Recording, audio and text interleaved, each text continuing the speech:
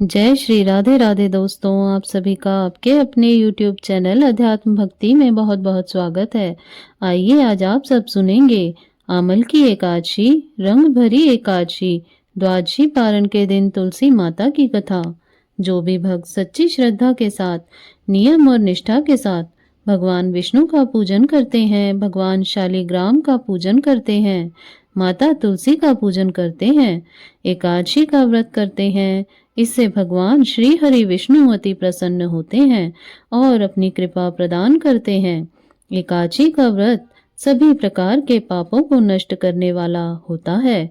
जब व्यक्ति के पाप और ताप नष्ट होते हैं तो उनके पुण्य उदय हो पाते हैं और सभी प्रकार के फिर सांसारिक सुखों की प्राप्ति होती है। हिंदू धर्म में तुलसी का बड़ा ही विशेष महत्व माना गया है। माता तुलसी अपने भक्तों के सभी प्रकार के पापों को नष्ट करने वाली हैं। श्री हरि भगवान विष्णु को तुलसी दल अति प्रिय होता है। बिना तुलसी दल के वे पूजन को स्वीकार नहीं करते हैं और जहाँ पर भी तुलसी का वृक्ष होता है वहाँ पर यम के दूत भी असमय नहीं आते जाते। इसलिए हमें चाहिए कि माता तुलसी का पूजन करें और तुलसी के वृक्ष के नीचे दीपक जलाना चाहिए। इससे माता तुलसी अपनी कृपा प्रदान करती हैं। माता तुलसी का विवाह भगवान शालिग्राम के साथ पूरे विधि विधान के साथ कार्तिक के महीने में किया जाता है और प्रत्येक दिन भगवान विष्णु का पूजन भी करना चाहिए। भगवान विष्णु के पूजन के साथ साथ माता तुलसी का पूजन भी करते हुए कथा का श्रवण करना चाहिए। इससे भगवान विष्णु और माता तुलसी की कृपा प्राप्त होती है। तो आइए सुनते हैं आमल की एकादशी, द्वादशी पारण के दिन तुलसी माता की कथा। तो बोलिए प्रेम से माता तुलसी की जय, भगवान श्री हरि विष्णु की जय, माता लक्ष्मी की जय, भगवान शालिग्राम की जय, एकादशी माता की जय, सर्व देवी देवताओं की जय। तुलसी से जुड़ी हुई एक कथा जो कि बड़ी ही प्रचलित है। श्रीमद् भागवत देवी भागवत पुराण में इनके दिव्य अवतरण की दिव्य लीला कथा भी बताई गई है। एक बार भगवान शिव ने अपने तेज को समुद्र में फेंक दिया था। उससे एक महान तेजस्वी बालक ने जन्म लिया। यह बालक जो कि आगे चलकर जालंधर के नाम से बड़ा ही पराक्रमी दैत्य राजा बना। इसकी राजधानी का नाम जालंधर नगरी पड़ा। दैत्यराज कालनेमी की कन्या वृंदा का विवाह जालंधर से हुआ। जालंधर जो कि महाराक्षस था, अपनी सत्ता के मद में चूर होकर उसने माता लक्ष्मी को पाने की कामना से युद्ध किया, परंतु समुद्र से ही उत्पन्न होने के कारण माता लक्ष्मी ने उसे अपने भाई के रूप में स्वीकार किया।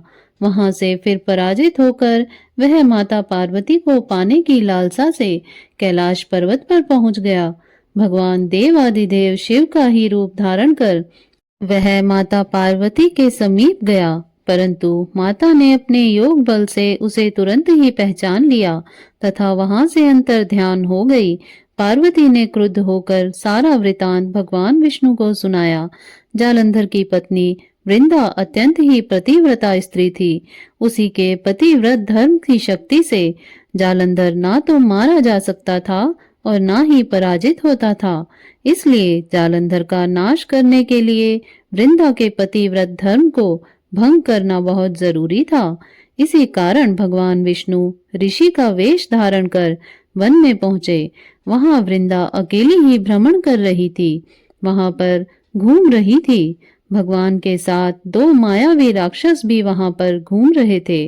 वे जिन्हें देखकर वृंदा भयभीत हो गई और ऋषि ने वृंदा के सामने ही पल में दोनों को भस्म कर दिया। उनकी शक्ति को देखकर वृंदा ने कैलाश पर्वत पर महादेव के साथ युद्ध कर रहे अपने पति जालंधर के बारे में पूछा। ऋषि ने अपने माया जाल से दो वानर को प्रकट कर दिया। एक वानर के हाथ में जालंधर का सिर था और दूसरे के हाथ में धड़ था।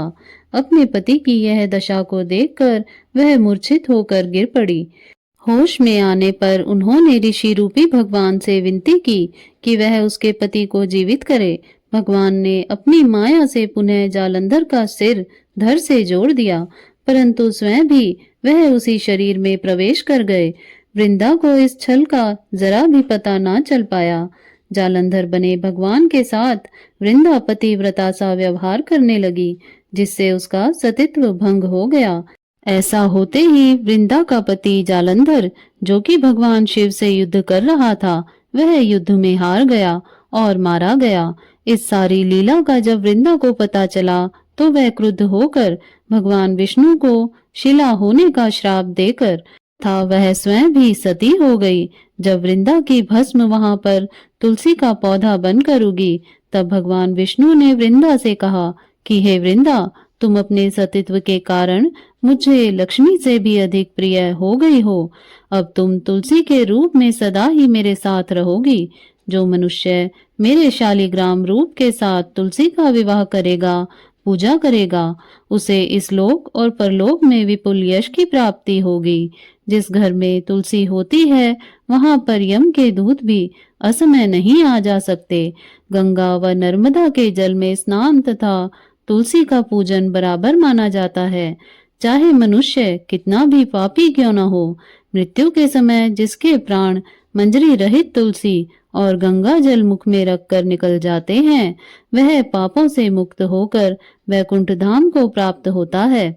जो मनुष्य तुलसी व आंवले की छाया में अपने पितरों का श्राद्ध करता है, उसके पितृ भी मोक्ष को प्राप्त हो जाते हैं। इस प्रकार से जो भी भक्त सच्ची श्रद्धा के साथ, नियम और निष्ठा के साथ भगवान विष्णु का पूजन करते हैं, भगवान विष्णु को तुलसी दल अर्पित करते हैं, भगवान शालिग्राम का पूजन करते हैं, माता तुलसी का पूजन करते हैं, भगवान शालिग्राम के साथ माता तुलसी का विवाह संपन्न करते हैं, उन्हें विपुल यश की प्राप्ति होती है तथा सभी प्रकार के पापों का नाश होता है तथा सभी प्रकार के मनोरथों की सिद्धि होती है। तो बोलिए प्रेम से भगवान विष्णु की जय, माता लक्ष्मी की जय, माता तुलसी की जय, भगवान शालिग्राम की जय, सर्व देवी देवताओं की जय।